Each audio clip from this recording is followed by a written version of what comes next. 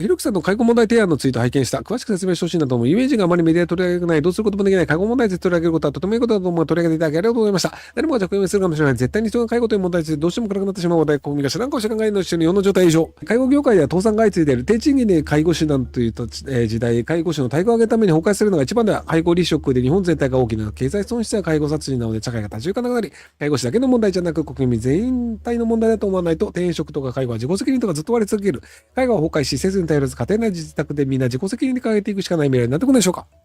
ツイッターでも書いたんですけど、ある種徴兵制というような形で介護をしないと成り立たないよねという話を書いたんですよ。これが前提として、まず労働者はどんどん減っていて高齢者増えるねとなって、で、厚生労働省が出してるやつだと、2040年に高齢者は300万人増えるんですけど、労働者は1000万人減るんですよ。なので、6000万人ぐらいになるのかな、労働者が。なので、7分の6になるから、13% ぐらい減るのかな。なので、13% 分ぐらい、一人当たり労働者がまず社会保険料を多く払わなければいけないことになりますと。で、高齢者自体が増えるので、だいたい毎年3万人ぐらい介護をする人が人材不足になると言われてるんですよ。なので3万人ごとにお金を稼ぐ人というのも減ってくんですよ。労働人口自体は1000万人いるんですけど、15年ぐらいでだいたい50万人ぐらい介護人口というのが増えるので、で、労働者はその分どんどん減ると。介護人口の人たちというのの給料も払わなきゃいけないねってのがあって、なので、そもそももう今の現状の持続というのは無理だよね。15年後はというのは厚生労働省が出してるんですよ。じゃあ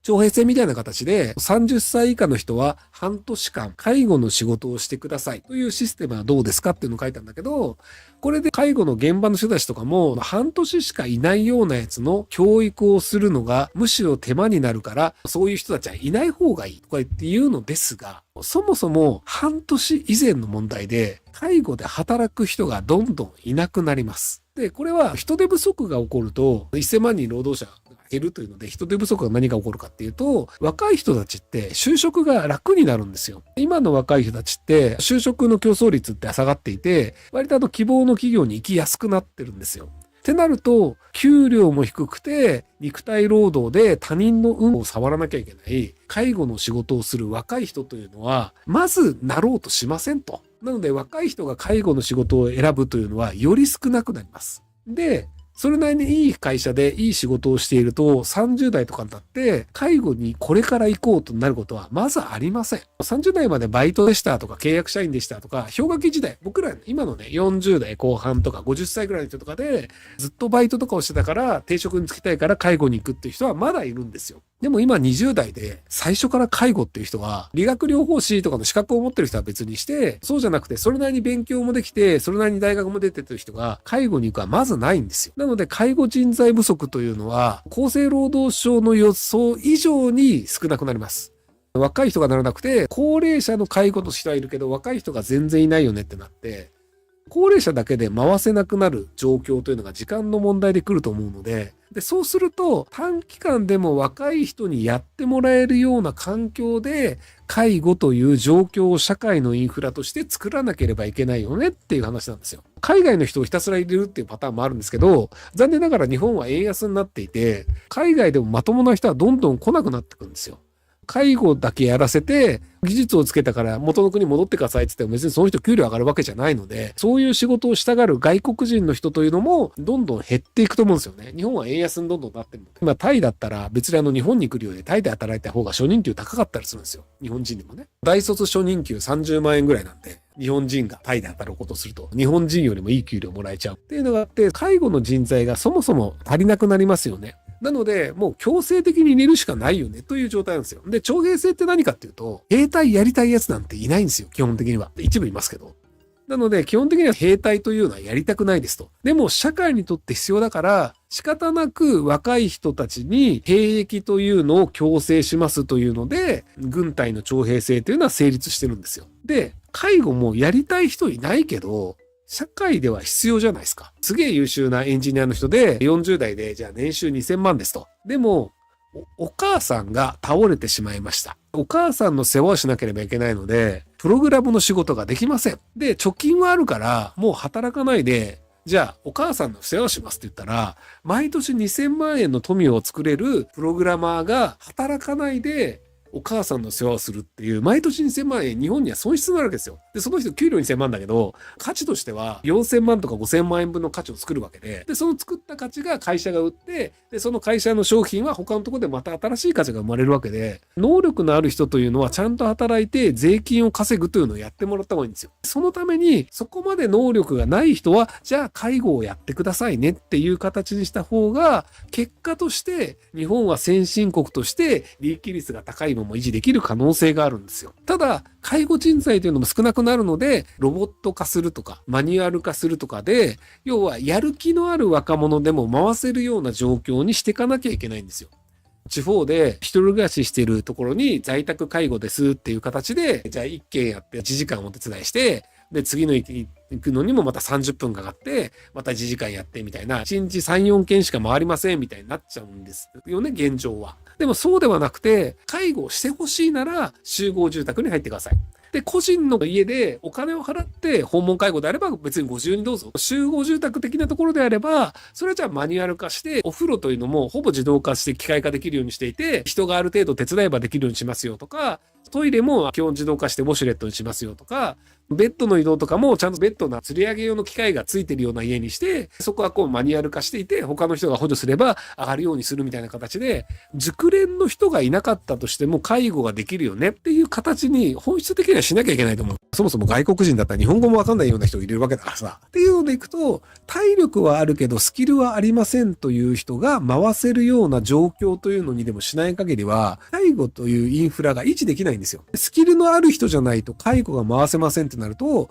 若い人はやらなくなるので、50代、60代の介護をやる人が70代、80代を見ていて、50代、60代の人はもう体力がないから、おじいちゃんおばあちゃんを持ち上げるとか、車椅子からベッドを移すとかできません。はい、アウト。しかも人数も少なくなるから、家にいるけど介護の人が来ないから、家の中で本来だったらヘルパーさんが来るはずだったのにヘルパーさんが来なくなってしまって、転んでしまって骨折して、電話線も通じないとか、携帯電話のバッテリー切れちゃって、連絡も取れないまま1週間後に行ったら、残念ながらお亡くなりになってましたみたいな可能性もあるわけで、これが起きないんですよ。給料を倍にしたら集まるよ。介護という仕事は税金からお金が出ています。なので、労働者の払う税金によって出てるのに、2040年になると、労働者は1000万人減るんですよ。介護の人のお金を払う労働者は1000万人減るのに、介護が必要な高齢者は300万人増えるんですよ。なので、普通に考えたら、介護の人の給料は減ることがあれ、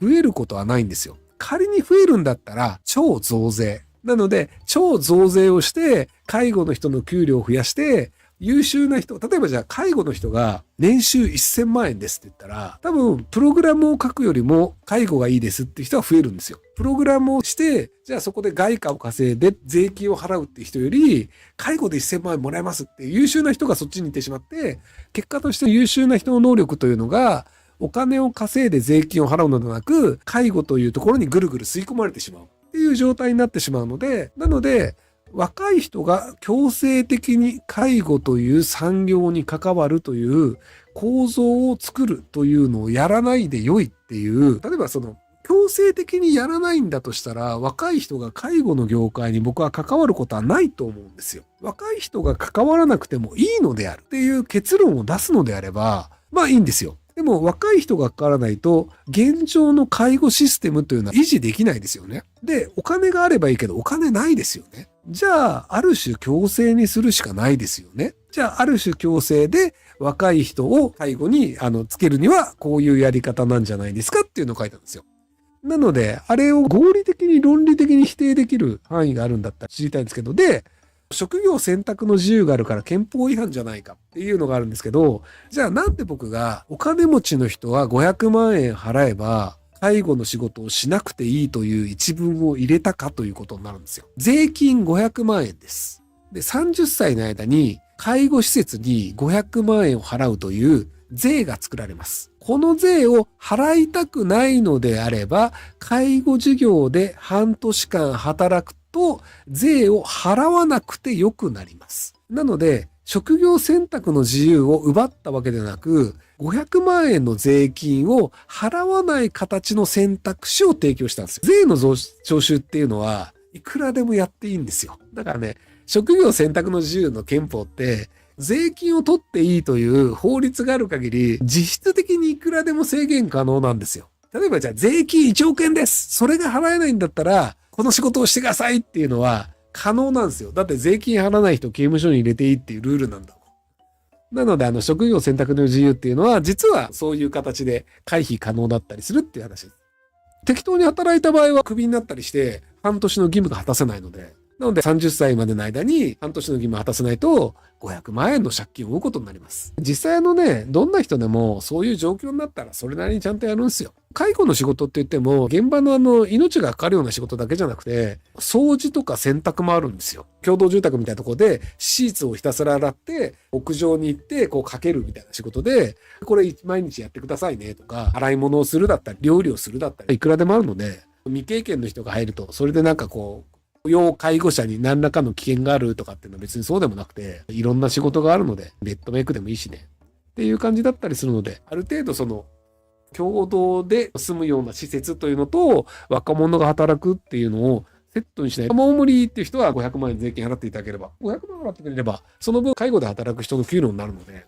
結果としてもう無理っていう人が増えて、介護の人の給料が増えるっていうのもありなので、どっちでも往来です。はい。500万円高いみたいなイメージあると思うんですけど、じゃあ所得税500万円ぐらい稼ぐと所得税 20% だから100万円ぐらいで、20代から30代まで払うと税金1000万円ぐらい払うんですよね。だから別にそれが 1.5 倍になるっていうだけで、別に今まで通りの仕事をして払いますっていう人もいるだろうし、で、それよりは介護した方がいいっていう人もいると思うので、なのでそこは個人の判断で決める。別に500万円食べるわけじゃなくて、徐々に引かれていくっていう形ですね。はい。っていう感じでツイートしたんですけど、長期的に介護というものをどう捉えてどう変えていくのかっていうのを、やっぱり考えて変えないともう持続不可能だよねっていうのは、僕が見てる限り確定で、今のままでも持続可能なんだって精神論で言ってる人はいるんだけど、高齢者がどんどん増えて、介護の人はどんどん減っている中で、持続不可能なのになんで今のままでいいって言ってるんだろう。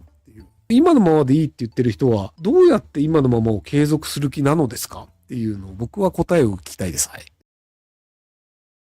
ご視聴ありがとうございます。今回の動画はこちらからの切り抜きになります。ひろゆき LINE スタンプ好評発売中です。概要欄に購入リンクがあるので、そちらから購入できます。よろしくお願いします。